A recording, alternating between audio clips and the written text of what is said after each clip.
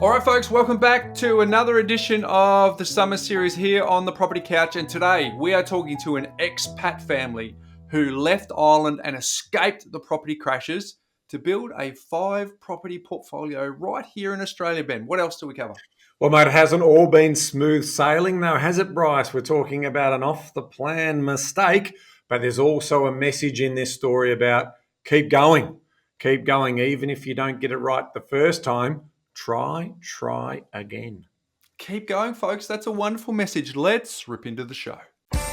Welcome to the Property Couch, where each week you get to listen to two of Australia's leading experts. Bryce Holdaway, co-host of Location Australia on Foxtel's Lifestyle Channel, co-host of Escape from the City on the ABC, and partner of Empower Wealth Advisory. Ben Kingsley, chair of Property Investors Council of Australia and the founder of Empower Wealth Advisory, named the 2018 and 2019 Property Advisory Firm of the Year. Stay tuned as they bring you the insider's guide to property, finance and money management. All right, Ben, we've got a very special guest today on this edition of the summer series. We are talking to TPC listener Emer Heffernan. Welcome to the Property Couch, Emer. Thank you for having me. It's good to be here. It's good to be having you here as well. Now, we've got a little accent there. We probably should disclose where that's from. Yes, Ireland. I grew up in the northwest of Ireland, a place called Sligo. Northwest of Ireland.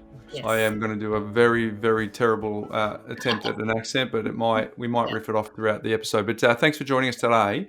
Don't worry. You are a podcast listener. You've been listening to us for a number of years. Yep. So you know my very first question that's coming, Emer. So we might as well start from the top. But we want to know a little bit about you. We want to know the backstory around money and conversations you had with your family when you were growing up. Yeah. So like I say, I came from Ireland, grew up in Sligo in the northwest of Ireland. Very just normal childhood. I'm one of 5.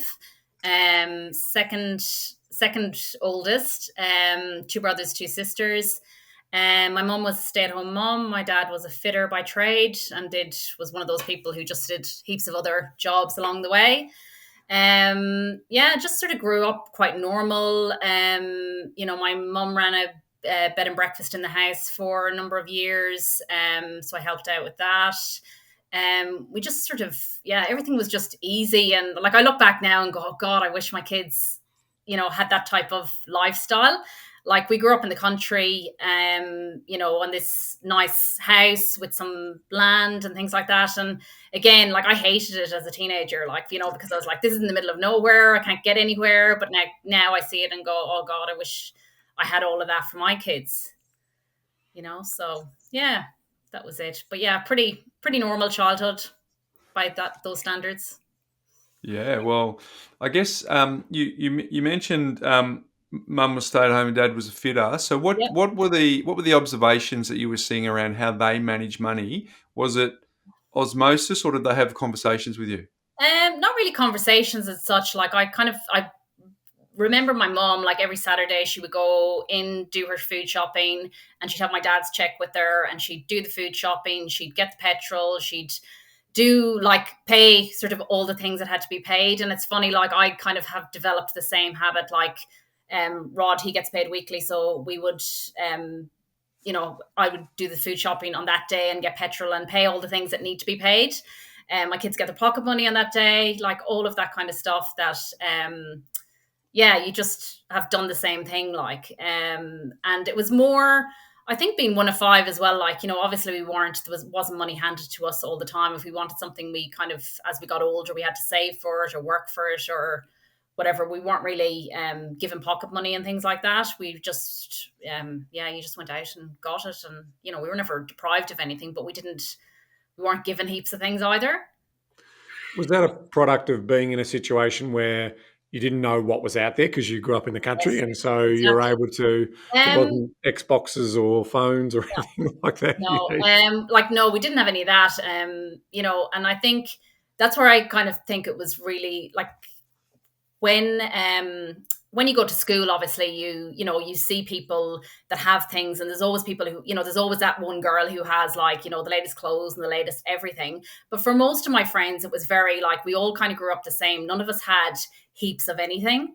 Like what you seen was in magazines, and you'd, might save for, some makeup or a top or a dress or something like that. But it wasn't like all the time. And I don't think even living in the country was the thing. I think it was just sort of the generational thing, that it wasn't like in your face all the time. Whereas nowadays, like I've got a 12-year-old daughter, and she's, it's constant. Like she sees things that are in her, like that she wants a lot. And in some ways it's a lot harder for them because they're faced with this every single day. Like we kind of we only had it every now and then, Oh, can I give you a little side story there? My son, I bought him a Golden State Warriors, basketball jumper Oh, and all yeah, of yeah, yeah. those. Yeah, And he wore it to school yesterday, and yeah. he said, "Dad, do you know how many people ask me whether it's an original or a fake? Like a copy or." So that's the sort of conversations that are going on in the No. school playgrounds, that Yeah. they've got to be authentic as opposed to copies or whatever. And I'm like, don't worry about that. Why are you worried about whether it is or it isn't? Because ultimately, it's still doing the same sort of thing. It's a top Yep. to wear if you're playing a bit of basketball or whatever. But it's incredible about that whole idea of the envy that's going on, and this sort of idea that you've got to have the brands, and you've got like basketball runners, the whole thing. So, and which sort of a question back to you around in the country. Given that you were remote, was there any sort of part-time work that you could do to be able to Oh, yeah. save Like money? when I say we were in the country, it's not like Australia country. Like Right. we're 6 miles from like Sligo town. Yeah. So we weren't like, we got the bus to school and that was in Sligo town. Like it wasn't like it was in the middle of nowhere. We still had access to all the shops and everything like that. It was, but I think it was just a thing that you just didn't get. I distinctly remember getting certain things that I really wanted, and the day I got them, and there was heaps of other things that I didn't get. Yeah. It was just, I think it was just, and my friends were all like that. Like it wasn't, we all got, someone would get something one day and then someone else would get it another day. But there wasn't this intense competition like what there is nowadays with kids with everything, like, the water bottles, the jerseys, the basketball Instant shoes. All of that. gratification. Yeah. Yes. No, we didn't have that. We were told basically you're not getting that. I think we got to get. I think we got to get together as a community of parents and get together and go. As soon as you stick your head out, it means that ours needs to stick there. So if we can all get together and keep the expectations the same, I think you grew up the same as your friends with the occasional outlier. It'd be nice if we could go back to those Yeah, I know. those days. They Emil, it's just fair to didn't say, have the Instagram, no. and stuff and all of that. We got like magazines. Like I remember getting Smash Hits magazines. That was what we were. Yeah. We got every. I don't even know if we got it every week, but every few weeks we got it, and you'd look at things, and you would dream, but that would be it. Yeah, nice. Hey, you're. It's fair to say you're a child of the '70s, right? Yeah, quite more 80s, I think. Okay. Well, Yeah. I think you and I were born in the '70s, but we Yeah, experienced most of our life of the '80s Yep. because as soon as you Yep. start talking about smash hits, I had an older sister, so that's definitely something that I remembered. But so you let's fast forward a little bit from those early memories to then you leave home Yep. and So, you have your own independent money. yep. Um, Yep. how are you managing your money when it's just you, right? What were the observations you saw and some of the habits that you picked up, and did you manage your money astutely when you left, or did you blow it? So basically, I finished high school and then went to college in Galway. Anyone who's from Ireland knows that Galway is a great like uni town and everything like that for the nightlife. So first couple of weeks, I spent everything, and I remember ringing my mum and going, "I have no money," and she's like, "Well, What are you going to do about it? yeah." And in fairness, she did like send me money, but it's like, we're not going to be doing this every week.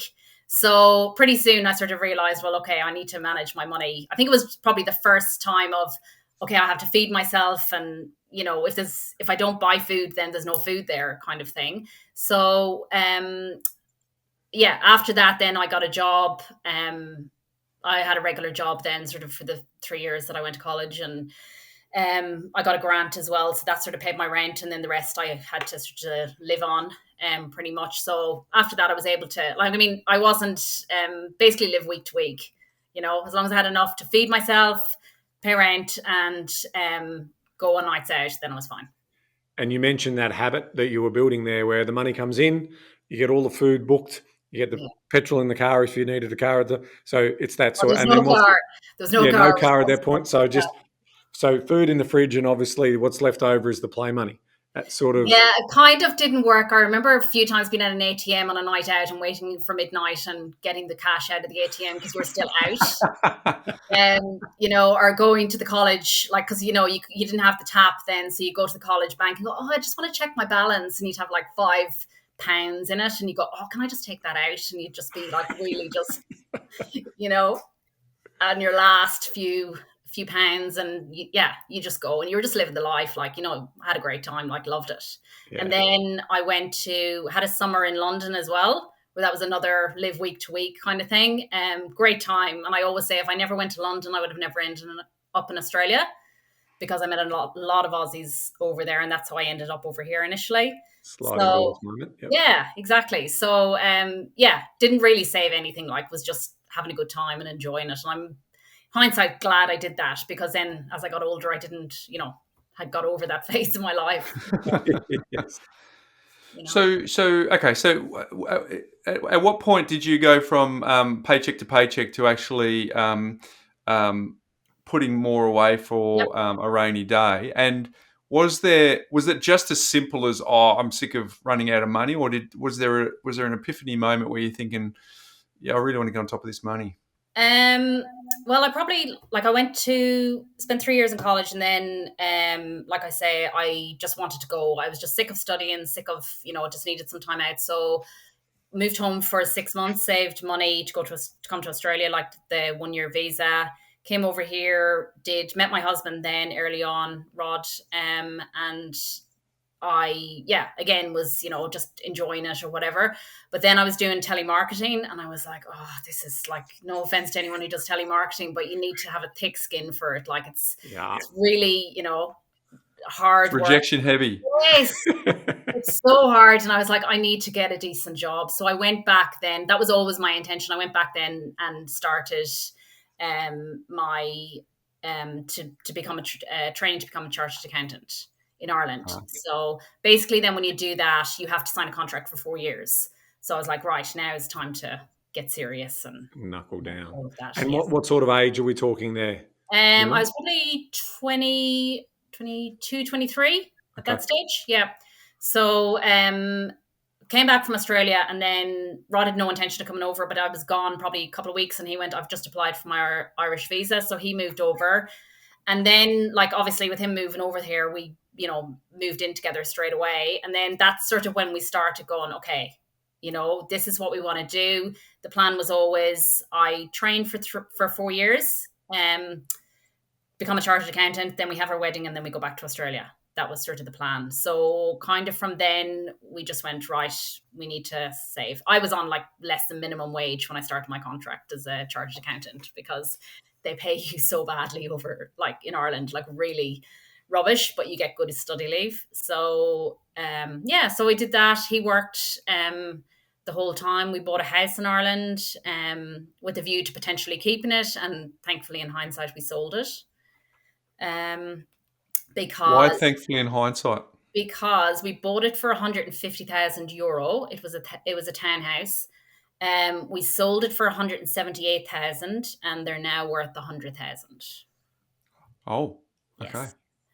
Because literally this was 2005. End of 2005, we moved to Australia, and we got out basically before the GFC. Yeah. And before it all went to custard. Yes. But it's interesting also with what's happened over there, because unfortunately we talk about our rental crisis here in Australia, and I mean, it's absolutely chronic. Yeah. It's an absolute nightmare over there. I often reference Ireland as the case study of what not to do, because they've introduced rental freezes, and basically now there's no accommodation for renters. Yeah, and now as well, what they've done is they've given people who will rent their houses to refugees. That's paid by the government. They don't have to pay tax up to a certain point on some of that money. So now a lot of people are going, oh, well, this is guaranteed money, and we don't have to pay tax on it. But then what happens to all the poor people the normal Irish people who have to pay, like, find a place to rent?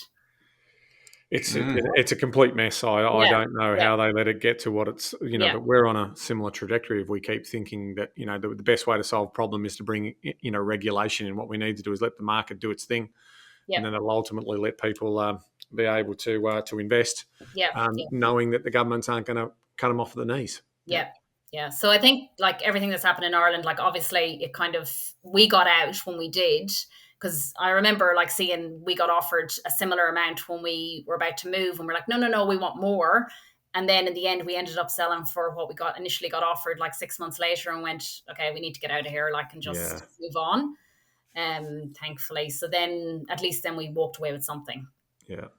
You seemed, the way you described that story, you seemed really resigned or determined that you were coming back to Australia. Was it like that, or did you have a little bit of conflict around whether or not you wanted to stay? No, No, that was it. We were planned. Although when we did land back here, even my husband, we were both kind of sitting here going, what have we done? Like, it was like literally starting again, from scratch because we literally came over here with 6 boxes of things and a few suitcases, and that was it.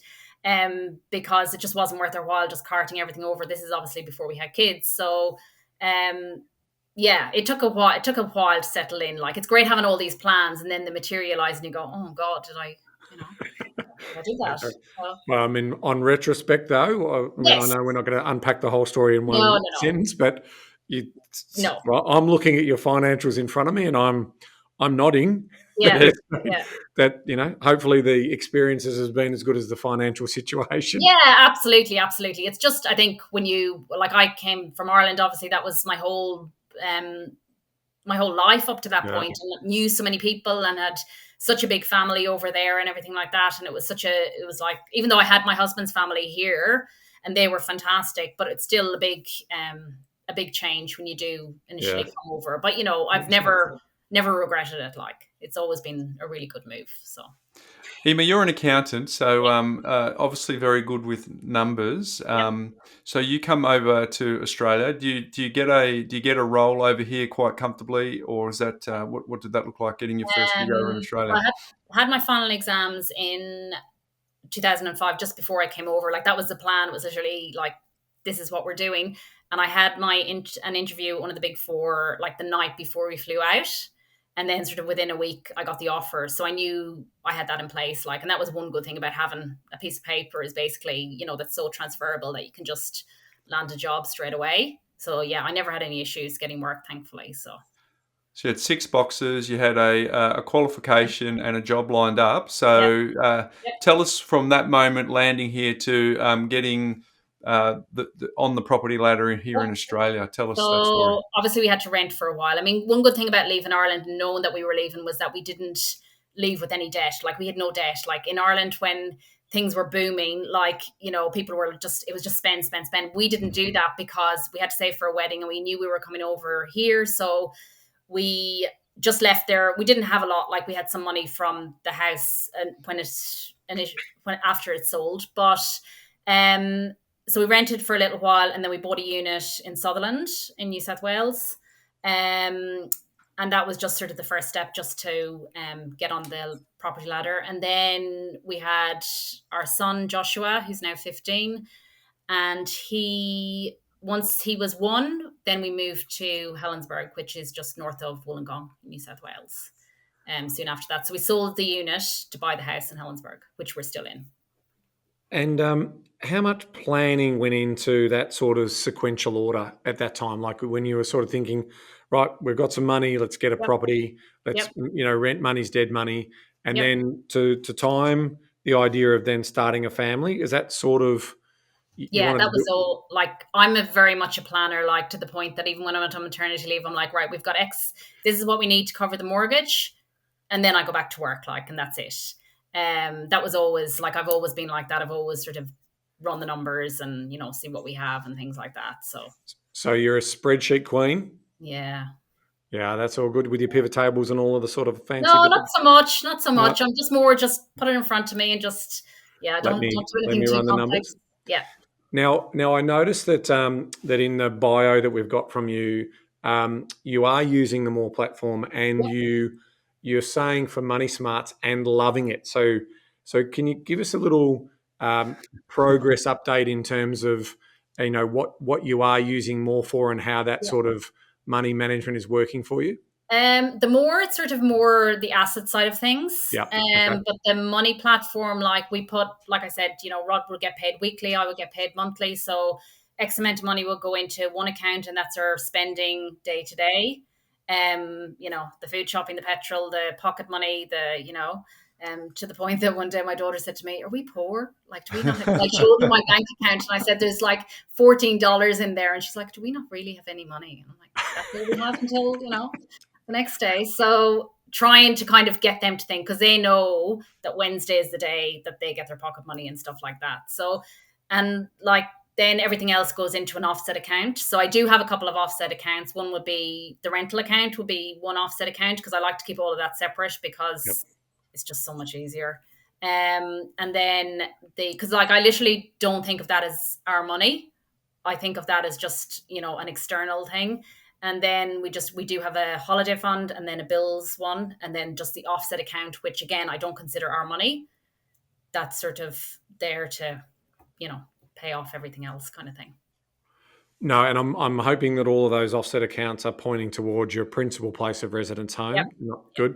Yep. So no, there's a big tick, Emer, in terms of how you're operating those types of things. So that's really helpful in the sense that so ultimately the way in which you've set up your jars or your buckets is you've got a living and lifestyle bucket, and but that's also how you're paying your bills out of that. Yep. But you also, in terms of, you're segregating out from your primary offset into two other supplementary offset accounts, because I'm looking at your bank, and we know that particular bank has multiple offsets, up to 10 in terms of, and so that just allows you to then separate that. And so there's no temptation in terms of having it all in one primary.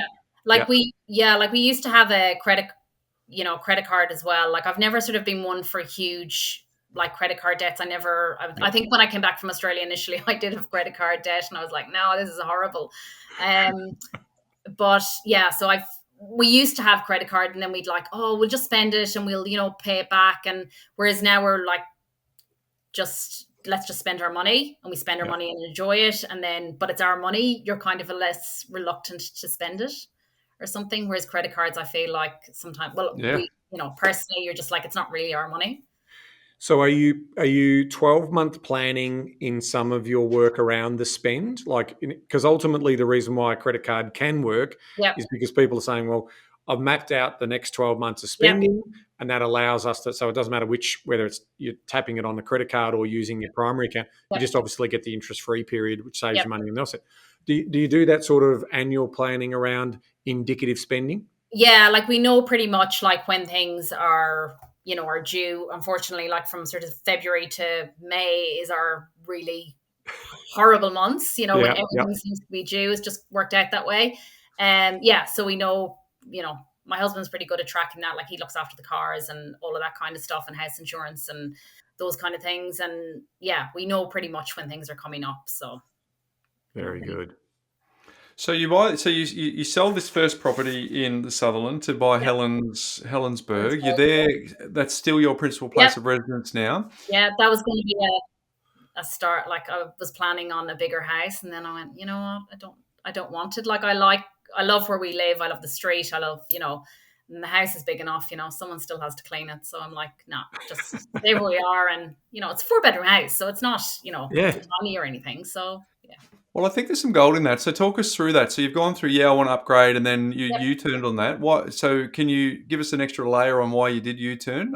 Clearly, there was a point where you realised it's okay, but how did you arrive at that? I don't know. I think you get older and you just go, why do I want more debt? I just didn't feel like we needed it. All our friends are close by, all our kids' friends are close by, and I think no matter where you move, unless you knock down and rebuild, which we were never going to do, you're not, you're going to miss out on that. And I just thought, you know what, I have everything I want. And, we've done renovations, we put in a new kitchen, bathroom, did all that. But do we really need a bigger house? For what, yeah, I don't know. I don't know when I came to that decision, but I just went, yeah, our mortgage is enough. Like what we have is enough. And then when we started buying properties, we were like, well, we're definitely not going to upgrade now. Like, so Well, the greatest financial asset you can have is not needing to impress anyone. So it sounds like yeah, landed that plane very I think I've quickly, and got to the age where I don't care yeah, anymore. yeah. And in terms of the Irish community, I've got good friends over in Perth, and they are tight. They've got a big network and they're close and they're nearby and they are tight. Is that the same for you? Yes, I have like some Irish friends that I've known for many, many years. Like, and we still actually, I'm meeting a few of them like this weekend, like for a Christmas lunch kind of thing. And yeah, there's a lot of that. And like, I mean, initially when you come over here, you literally cling to any Irish person Yeah, you can meet, and then you kind of think, oh, would I be friends with them at home? And sort of over time, you figure out who you're actually going to be friends with. Like, so some of them I've been friends with for a very long time. And it's interesting, like seeing our kids grow up and stuff like that. And even my kids will say to me, "Were you around Irish people today?" Because my accent gets thicker and all of that kind of stuff. But yeah, it's nice. But I mean, I have some really good friends in Helensburgh, and they're all Aussies as well. So okay. so yeah, good mixture. So what happens after Helensburgh? You make another purchase. What is it and when? So we were eventually, like, kids went to school. I started going back to work. Like I only took 6 months maternity with each of them. So I was only 3 days, and then I started working more, and we just thought, oh, we just want to do something like, and you hear all these stories about people buying property. And to be honest, I was sort of so scared off by everything that happened in Ireland. I was like, oh no, don't really want to go into this. But then we started looking into it, and we bought our first property, which was off the plan. What? So yeah, I know. What? This is obviously before I started listening to you guys. So we bought through our mortgage broker. And literally, like, this was the first time I started listening to you guys. I heard all of these what not to do, and I was literally like this going, Uh-oh. "Oh, this is what we've done." And it was like, because so we signed the contract in 2017. It wasn't built till September 2019. Of course, the valuation came back a lot less than what we initially bought for. And your stock, you can't do anything like. I remember the solicitor saying to us, doesn't matter whether you die, whatever, you've signed the contract, you have to go through with it. So anyways, we did that. We got a renter in straight away, guaranteed rent, all of that palaver. Oh, Um, wow. This is getting textbook all it along here. was so bad. Like, it was so textbook. Medium density? Oh, well, it was 26 units. So Okay. it's not, it wasn't, that was one thing I was kind of going, okay, it's not that bad. Well, that's still medium density. It's not high density. I know. But anyways, we went through with it. We still have it. And the yield is good. It's actually grown in price, not much, but it's still grown. But yeah, after that, there was so many things that I felt really off about it. I was just, we met the guy we went up to Brisbane to see it when it was finished. And, the guy was like, this value, is ridiculous that the bank has come back with all of this kind of stuff. And the broker said, oh, don't worry about it. We'll just take, more from your house in Helensburgh, textbook. I was like, okay, so like, in the end, what do you do in that situation? You have to go through with it. You do? So yeah. Well, no, stay sorry, you could write off your deposit. Yeah. And they could still potentially come back and sue you for as well. But any difference?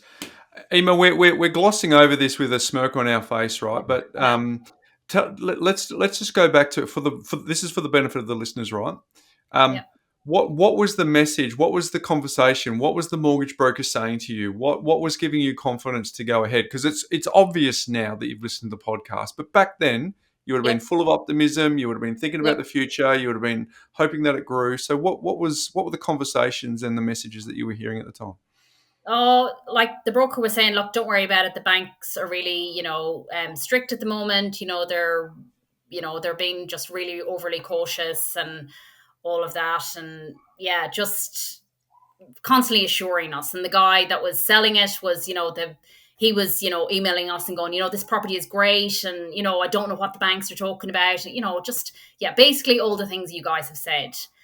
So it's just one of those, I feel ill about this. But, I think, look, it hasn't been, I've heard of people having worse disasters. Like, it hasn't gone down in value. We're still, getting good rent from it and things like that. And, whether we eventually sell it. I actually spoke to Bede in your office just recently about potentially selling it and buying something else.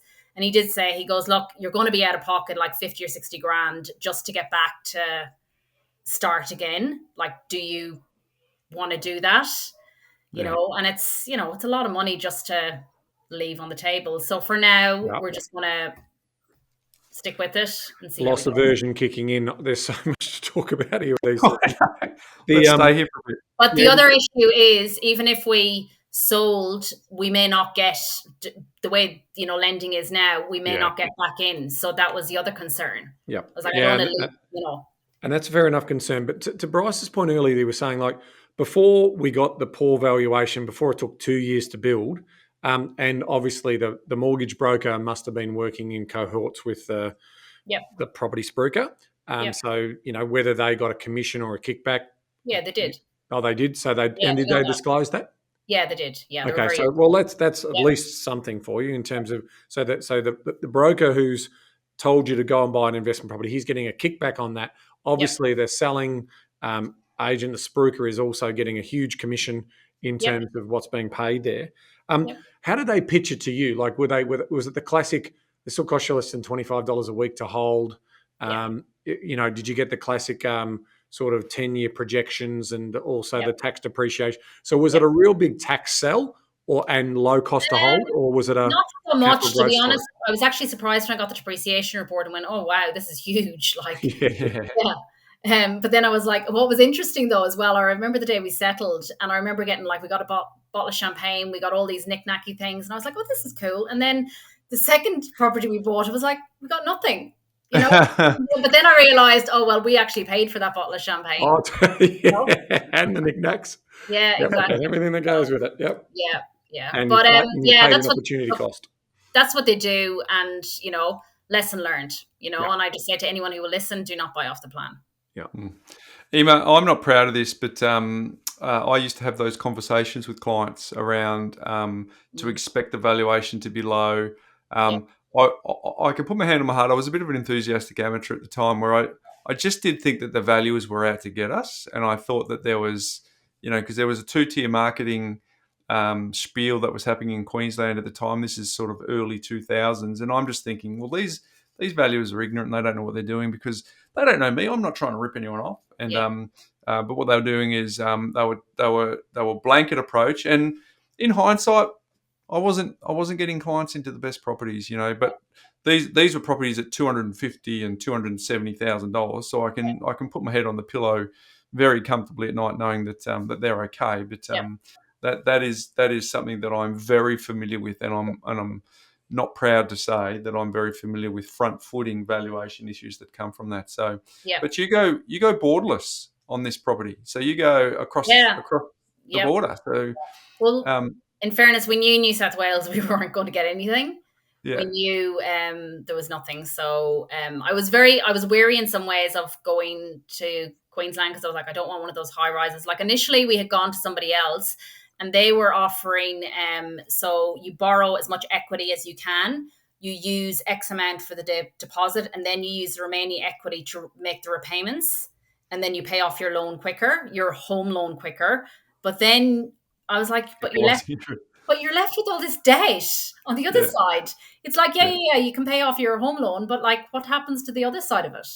And you're bordering on a tax scheme the APO is basically saying, no, they had said, like, the interest on the interest isn't deductible, which it isn't. But like, the figures just didn't make sense. I was like, this is going to blow out completely, like. Yeah. Well, they're still out there to this day, and pay off your home loan in 7 years. I can show you how to do it. This is the strategy.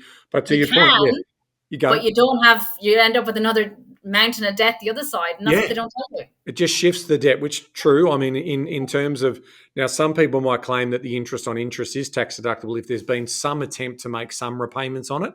So, it's a self-declaring system, right? So if the ATO then comes back and says, show me how you've been doing this, and it's like, what was your primary reason for doing this? Was it a tax deduction, or was it to actually invest? So all of those sort of dominant purpose tests and all that It's very, very dangerous, very grey. And so we, again, should never invest in property for a tax outcome. You should invest in property for the fundamentals. So you've had this difficult experience. Is this then when you find the pod? So, sort of into, or are you still, Soon after I found it, and I was just like, again, going through it and going, oh God, we stuffed up there. But then we were like, okay, we want to do something. And I think then that's when I came on to your podcast and went, okay, this is a buyer's agent attached to it. And we were kind of going, oh, we do this. Is this going to be another one of those, scam type things and whatever? But anyways, we went through with it, and it was during COVID. Actually, it was I think we settled around March 21, but it's sight unseen because it was COVID. We couldn't do anything. It was in Victoria. Purchased that, and to be honest, it was just so easy. It was just like simple, and I think it's much easier buying investment property as well because you have no emotional attachment to it. It's purely financial reasons that you're doing it. And how's that one gone for you? Yeah, good. Quite happy with that. That one was predominantly like more focused on growth rather than the rental. But yeah, we've had, tenants in it from day one and no major issues. No real issues, to be honest, touch wood. So yeah. Now, Emer, you're a planner. I love that about you. You want to try and, try and make the least amount of mistakes that you can. But obviously, again, enthusiasm versus knowledge led you down a certain garden path. You've been able to return back. Now, obviously, we know that you've used our planning services and you've also used that sort of buyer's agent service. So it's been a good outcome. Yep. But so here's my question for you. As someone who did your own models and numbers prior, when Rachel took you through the sim and showed you all the moving parts and, was sort of giving you a bit more of a view of that, what was your impressions for an accountant who's looking at the sort of modelling and the analysis around the cash flows? Yeah, like it was, to be honest, I probably looked at it more at the end thing and looked at the values and went, that seems ridiculous. Even for someone like me who's, I know how these things work, but it just seemed like, no, there's no way we can ever be worth that on paper. Like, it just seems really bizarre. But no, it was really good to work through, like, what your plans are and, where the money is going to go and, all of that. And even just projections with cash flow and those kind of things, even though, like, I often said, oh, I'd love to get my hands on that and just go through it. Like, I probably spend hours on it and go and sort out all the different scenarios. But no, it was really, really interesting to go through it and just sort of keep in mind where we were and, what we needed to do and stuff like that. Just even like, because sometimes, you go through it and you get paid and, you pay your bills and go on holidays and do whatever, but it's just to have a plan. Because even though, like, I can technically, like, I think people think as accountants, you can do everything. You can do tax returns, you can do financial planning, you can do everything on the stock market, you can do, like, real estate, everything. Well, you can't, so sometimes it's good to have a third party come in and just look at it and give you their feedback. And go, and like she did, certain things of what we could and couldn't do. And, it was really interesting to look at that and, go look at different scenarios. Was it a case of proceeding because it was a bit of, well, we've made the mistake the first time and these guys claim that they can fix bad property advice, in terms of, okay, well, we've got to make the next post a winner. Yep. So, why leave it to chance? Yep. Yeah. Yeah, like it was, we definitely needed some, we knew we wanted to progress. Like we weren't sort of burnt by that first experience. Like we were like, okay, it's not the end of the world. We're still going to make money on this property. We're still going to have a good rental yield, but we just want to go forward. We want to get more information, and know exactly what we're doing. We definitely went in with our eyes a lot more open second time around. Yeah. But I think that's no different to a lot of other people as well. Emer, you just said you're an accountant and everyone can make the assumption that you can do everything, but you can't. I think there's a really good learning point here for our listeners who aren't accountants. Can you fill that out a bit more? Why can't you do everything? What's the lesson there for people who think, oh, well, I just go to my accountant and I'll think of everything? Yeah, no, because you have to think of it from like every point of view. Like even, working as an accountant, like I deal a lot with self-managed super funds, but I can't give advice on self-managed super funds. I can't tell someone, oh, go set up a self-managed super fund, because they have to go to a financial planner for that and get a statement of advice and do all of that. And like sometimes the financial planner will come back with something and go, oh, we haven't thought of that, or we'll say something to them, So I think it's very difficult to have an expertise in all of that stuff. Like, you're probably better off just focusing on a couple of things, being really good at that, and then going to other professionals for other things. Well, it's like you got 2 volumes of Tax Act, which are pretty thick, and you've got to get across that. And then there's with each subsection of the Act, there's nuances within that. So it's like anything. If you don't take the time to specialise in that particular lane or that particular part of the Act, well, then it just kind of makes sense. So. Which is why you'd want to be with an accountant who specialises. For you, you specialise in SMSF. So if you're SMSF, you want to go and talk to you, and it kind of makes sense. But so you go borderless. You go, first of all, you went across to Queensland. Then the next one you go to Victoria, and that's been a good experience for you. So what do you do next? And then so we waited a couple of years, and not even a couple of years. It wasn't even 2. It was probably about 2 full years. And then we went again, and like literally, I think we contacted Rachel initially like January, and we settled on the 1st of May. So it was very, very quick. Again, no emotion involved, just like, this is what we want to do. This is, where we're at. And because we had the plan done as well, it was very easy to go, right, this is where you're at, and this is the property you need. So the plan obviously was passed to the buyer's agent. They're like, this is what we need, and then go from there. So yeah, very easy. Like, there's no way I would have the time or, the knowledge again to go through like what's a good property, what's not. Like the third property was in WA. Like, we're not going to fly over to WA and inspect property. Not a hope. So well, that's honest. Not a hope. Like, it's just not going to happen. Like, we don't have the time and the expense even involved in that. Like, that's kind of what I think about a lot. No, and what you pay a buyer's agent, they do all of that, and it's all, and then you have a sort of somebody then to contact you, and then put you in touch with the like an agent to manage it, and all of that kind of stuff. Like, where do you go doing that on your own? Yeah, it's tough. So tell us about Rod.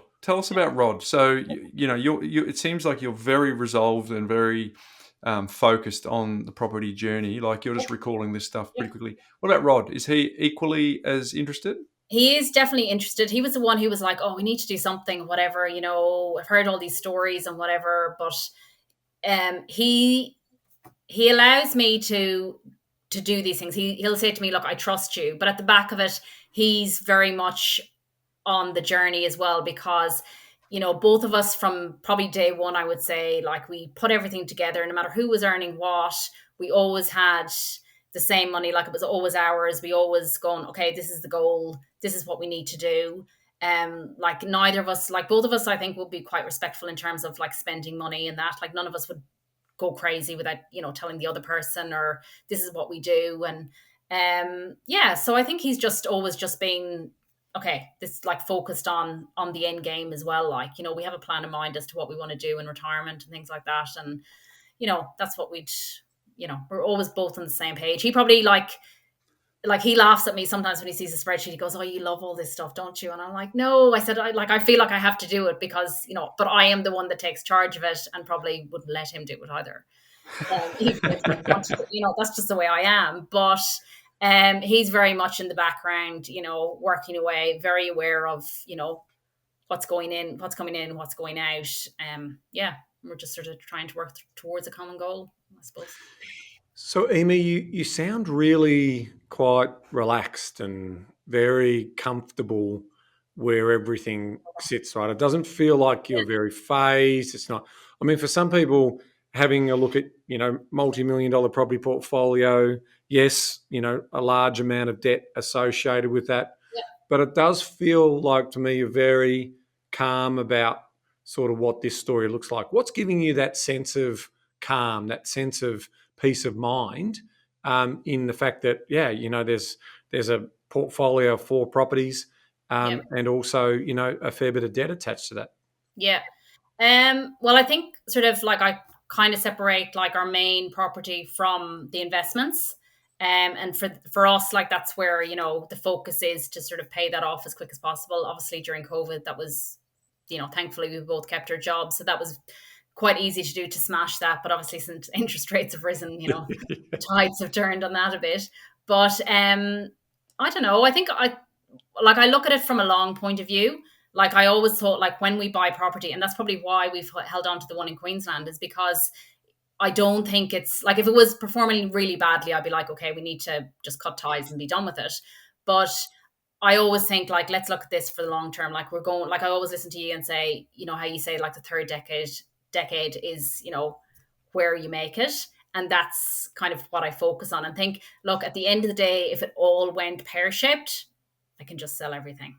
Like, not that I want to do that, but, we've got life insurance. We've got, like, I'm very much like, let's look at what's the worst case scenario that could happen here. God forbid if one of us died or something, how would we even manage this? So, and even with the plans that we did, it was more like the interest rates that were put in that were like, 6.5% or whatever. And yeah, we're probably almost there now, but I feel, well, we had a good run up to now. So I don't know. I'm just always look at the bigger picture. Like I've seen in, work wise, I've seen people sell properties after a couple of years and go, oh, why did you do that? And then you'll see the same, you think if you look back and see something they did, and you'll know that property increased like dramatically over, the last 10 years or whatever. But yeah, that's, and I remember someone saying to me, I don't know if it was your guys' podcast or something I was listening to, and it said, why would you sell a property if you just had, if you ended up having to pay 10 grand for repairs or something like that, and then just get rid of it? Like I've seen people do that. So I've always tried to, we've always had a buffer, just in case things happen. Like I think, we've always needed that. Yeah, and that's, you just go with the flow. Like we've always as well managed, I think with my salary, it's basically goes on mortgages, and it's always been like that. So either we're paying extra off or we're, putting it towards rental properties. So that's never really been our money. That's kind of the way we've looked at it, and then just live off rods. Yeah, well, I'd expect you to be across your numbers, but I think because you may have some scars from the experience that is back home in Ireland. So I wonder if some of those pop their head up for you from time to time. But the thing that should give you confidence, and the thing that should give everyone listening to this confidence who has exposure to debt and holding property for the long term, is a couple of things you said. One, you had defence in play. Two, your time horizon is the biggest determinant of your success, because you're already starting to think of a decade's game, which is great. But hopefully the thing that gives everyone confidence is our housing policy and our immigration policy are out of alignment, in that there is not enough houses for folks. So clearly we're going through a tightening or a squeeze in a lot of households across the country. But the reality hasn't changed, that more people want to come here. With all of the geopolitical stuff that's going on around the world, we are more attractive than ever for people to want to come here. So does that fill you with confidence about keeping your eyes fixed on the horizon? Yes, that's definitely in the back of my mind. Like, I'm kind of torn in some ways. Like you see people and there's, the whole rental crisis and how expensive rent is. But at the same time, you're kind of going, okay, well, I've got 3 investment properties. So like I am torn about that sometimes, because you feel guilty and go, oh, when you see people going, oh, greedy landlords and all of that kind of stuff. I don't view us as that. Like at the end of the day, all we're trying to do is make sure that we have a decent super, when we do retire, and not be dependent on the government. Yes, self-funding is the way we want to be, and I think that's a credit to you. Just quickly, is there any more to come, or is that it? We've finished the accumulation phase. Have we got any more to? Per the plan, that's all there is. But I'm sort of I think I'm always like, I've recently just sort of looked into self-managed super fund and potentially buying one there, but purely because I know the ins and outs of it. Like I would not do that. Like I've seen people do it. I've seen it done really well, and I've seen it done badly. So it's, and there's a lot of work involved too. Super amount of work involved. Pardon the pun. In terms of the that's the learning journey that we want to take our community on. We are very anti going straight into setting up a self-managed super fund to buy a property. Yeah. But to your point, you've got 3 investments plus your principal home. You've got a good sense of how the rhythm works. You know how to deal with the managers. You know how to deal with the tenants. So, and your financially, literacy is high. Your understanding is high. So it does make sense that you would, scratch that itch in terms of investigate that further. So, Emer, I think that's something that I would definitely be saying to you, that it would, certainly add value. I'm speaking of someone with a couple of properties inside the self-managed super fund as well. But I've bought different types of properties, as I've mentioned on the pod, around what the intention of what those properties are meant to do. My final question to you, because I could talk to you all day and get right into the nitty-gritty of what's going on, but would you have done this if you didn't get professional help? Like, is that been would you have been able to be a DIY investor, or is the professional help allowed you to, do what you needed to do? I probably would have done it at some point, but I don't know if I'd have done it well. Yeah. Okay. And I don't think it would have been as easy to do if I hadn't had I think just the guidance, just go have someone to say, right, this is what, the plan is. Because I think as well, we hear of all these people who have like 10, 12, 20 properties and stuff like that, and go, okay, that's what I need to be able to do this. And then when we had 3, we were like, really, that's all we need? Like, it didn't seem enough in some ways, but in some ways as well, it's kind of a bit addictive, because I'm kind of, as soon as we settled on, like in WA, I was like, can we go again? And not in a greedy way, but just like, oh, this is, it's achievable. It's manageable. It's passive. Yeah.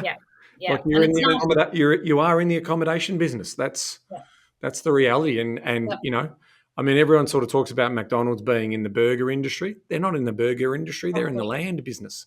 They're in the real estate industry. And that's sort of what we're in. Like, especially if you're buying houses, you're in the accommodation business. There's no doubt about it. But certainly the land value is the thing that's the insurance policy when it comes to anything going wrong.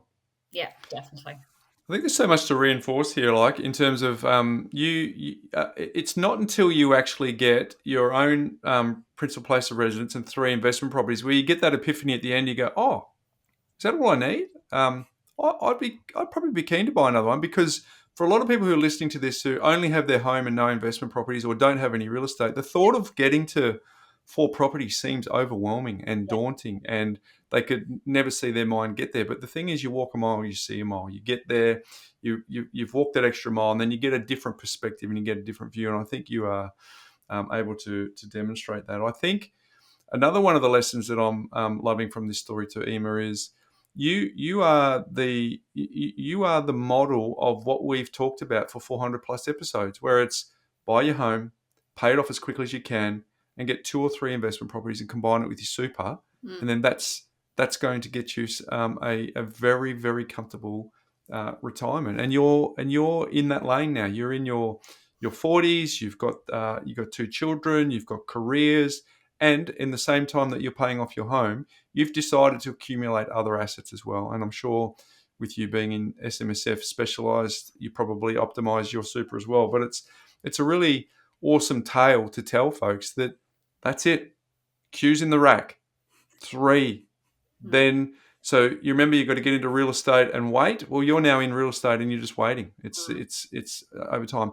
And then if you want to play with some levers where you go, I actually want more income in retirement, or I'm actually prepared to work a little bit longer, or I'm actually prepared to pull back on my expenses. So some of those levers then go, well, okay, well, if I do put a 4th into the portfolio, I have other choices, which might mean that I retire on a larger amount. So That's just have this access to your program. Yeah. Well, well, the first to ask us, Emer. You wouldn't be the first to ask us. Well, wait and see what's will be released on the platform. The more platform over time. Like, I'm looking at your passive income speed, and I'm seeing a really healthy rental income speed story picking up, and I'm seeing you chasing down your working income speed. So that's pretty cool. Like Yeah. ultimately, the moment that you chase that down and you retire that debt out, then all of a sudden you've got the greatest, most valuable commodity in the world, and that is time. Yep. To be able to That's do that. So I that's think what I'm that's trying to say to my kids, like, is, trying to get it into their head about, you know, because even I said to my son, "Oh, I'm going to be on a podcast," and he goes, "Oh, is it something to do with property?" Like, he didn't realize that I was sort of he was nearly aware of these things, but obviously he listens to me to some point. But he's now thinking, yeah, this is what I want to do early. And I said, you have one thing that I don't. I said, and that's time. I said, you can buy something. I said, and borrow over 30 years and it won't even phase you. By the time you're my age, you'll be able to really choose what you want to do. Yeah, 100%. And here's the message to Joshua as you listen back to this. Your mum is a sharp, sharp cat. You should be asking lots and lots of questions about how this works. And I know you can't be a prophet in your own village, Emer, but if your kids, Joshua can lean into that and ask you a few more questions. I think that's going to be serving him very, very well. Hey, my final question for you is, I put a call out in the lead up to summer series for people to come on. Why did you come on? Why did you push through that little feeling in your stomach that says, "Oh, maybe I should, maybe I shouldn't"? And what's the big key takeaway that you hope that people get from hearing your story? I think I've wanted to do it for a while, but I sort of was always a bit, I didn't think my story was, who'd want to listen to it. And especially as well, I think people sometimes can be prejudiced against like being an accountant to go, oh, well, you have all the knowledge anyway. Like I didn't. Like it was a lot of it, what I've actually learned from like about property and things like that is more like podcasts and information that's out there. It's not necessarily my day-to-day job. But yeah, I just say, anyone who wants to do it, just like it can be done. Like I was never, given anything or, I mean, we came to Australia, like I say, we had 6 boxes and like, it's not like we didn't have family here or anything. It wasn't like we were homeless and destitute, but, everything we had, we worked for. And there's some, like even now, there's some days that we just, pass each other in the night because Rod's a shift worker. But, at the end of the day, we just keep doing what we're doing. And, hopefully at the end of it, we'll just reap the rewards of it. Power of compound and the power of basically executing proven set formulas is where you're going to see the fruits of your labour. Emer, I just wanted to mention this. The theme of this summer series is about what money means to you. Yeah. You've got comfort, stability, providing for family and growth. I think you've just demonstrated to us the growth you've done is also in the education and the learning. Like what you just said there was, just because I'm an accountant doesn't mean I know what I'm doing when it comes to property investing. I have learned. And so you've been able to put that knowledge into action. And I think that's really powerful. Again, you're going to provide for the family. You've got 2 beautiful kids. They're going to be able to, leverage off the knowledge, but also leverage off the estate that's being built as part of that. Stability, well, it's pretty clear to us that, through the hard work that you're doing, and again, if Rod's working night shift and those types of things are also, there are some sacrifices that you're being making. You talk about sometimes getting up at 5 a.m. in the morning. So there's work involved. Don't just think you can sit on the couch and this will magically happen for yourself. And I'm looking at the projections in terms of your models here, and I can see comfort really quite comfortable. Is the right position that you're going to be in. So thank you very much for sharing your story with the community. We absolutely love that you're able to do that. We love the fact that you're using the data inside more to get the insights that you're looking for, seeing the progress that you're making, and obviously, some of the new features that we've recently introduced into the platform as well are going to sort of add value to how you manage your assets inside there as well. So that's a cool story all around as far as I'm concerned. Thank you. It's been enjoyable. Admittedly I was a bit nervous about this, but it's been very relaxed.